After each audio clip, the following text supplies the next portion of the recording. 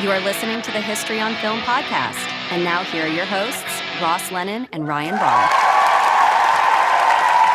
Hello, and welcome to a special postscript edition of the History on Film podcast. I'm your host, Ross Lennon. I'm joined, as always, by my close friend and colleague, Ryan Barr. How you doing, Ryan? I'm doing all right. And today is not a full episode per se. It's a little bit of like a lighter office hours. It's the office hours at the end of the semester where the grades are already locked in, and it's like Right. I'm here so I don't get fined. Right. We're cleaning out our desks. We're doing whatever we got to do, and before we stop checking our email for a couple of weeks. But yeah, we the grades are in. We've taught our one little May class. We're getting ready to take the summer off.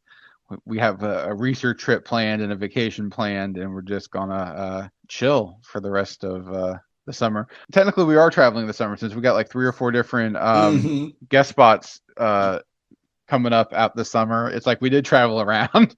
Yeah, we've got a couple of guest spots that we're going to tell people about. We're going to wrap up, do our corrections on this last batch of episodes. We have at least one mini segment that we're going to air, and then we want to do sort of a season 1 what we learned wrap up. Our listenership has grown over the course of the season, and we want to highlight some of the episodes that you might have missed. Encourage people to go back into the archive and check it out. Because we are going to have a couple of episodes over the summer, but it's not going to be our weekly release, so that we can work on all of the huge stuff that we have coming up for season 2 starting in the fall. There's only one thing I failed to mention in our musical May slate, and it's on our cabaret episode, and it was on my mind the entire time. I meant to mention it, but we started that way, and then we kind of veered listfully to the left as we happen to do.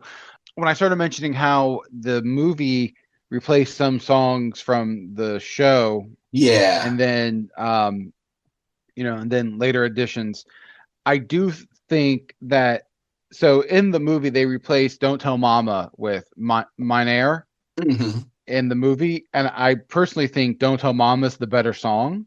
Okay. And I wish that they had kept "Don't Tell Mama" in the movie, because I think that's the better song. "Mine Air" is kind of boring.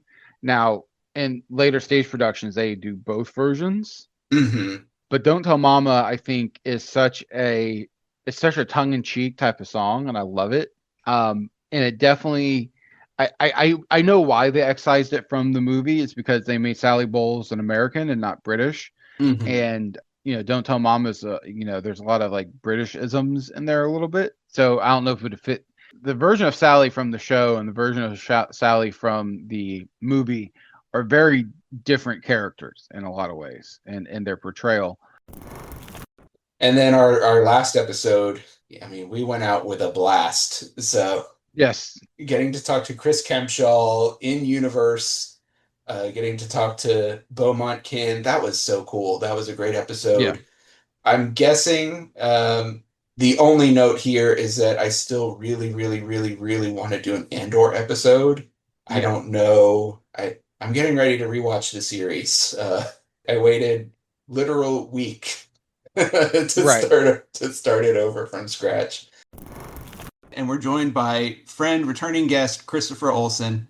So one of the things that I had always dreamed about doing with this show was finding smart people and asking them very stupid questions. And I cannot think of anything stupider than what is happening in movie theaters across America right now.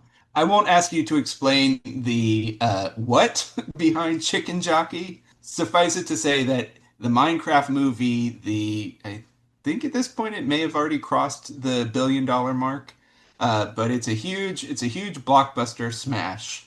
And there's a particular, for the people our age and older who don't know what the hell is going on, there's a scene in the film where a character named Chicken Jockey shows up, and the audiences erupt in cheers, and people have brought live chickens into the theater.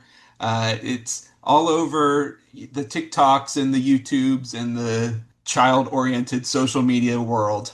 It's sort of like an escalation, like an arms race of who can do the most ridiculous chicken jockey performative consumption in the theater. Hearing about this, I immediately thought to our episode with Chris and Matt about Mystery Science Theater, where we spent a lot of time talking about, what is and isn't appropriate to do in the theater. So, Chris, just right off the bat, what did you think when you heard about this? Well, first, let me just say I know next to nothing about Minecraft and its lore. Hmm. Um, but I have seen the memes. I have seen stories talking about the memes and people trying to make sense of it. And I think there's a combination of things going on. One, I think there is some sort of like maybe postmodern irony happening where when people saw the trailer and saw kind of how, what's the word, like corny this movie looked, they Hmm. and they saw the chicken jockey thing. Suddenly it was like, this is a thing that we can latch onto and have this sort of ironic appreciation for. Yeah, where it's not quite camp, but like you can tell it's got some sort of like metatextual humor to it. Yes, and I think a bit of pandering as well, because and I think a lot of popular culture these days is kind of pandering to the fans, and I don't know, I think I've seen this word, but like fandering, where it's like people are pandering to the fan base, and Ryan and I, before we started recording, were talking about Deadpool and Wolverine, which I was not at all a fan of. But I understand why, people would be a fan, but to me that was just like it basically boiled down to remember this, the movie, and Hmm. or it was like intellectual property, the brand extension. But thank you very much, and thank you for listening.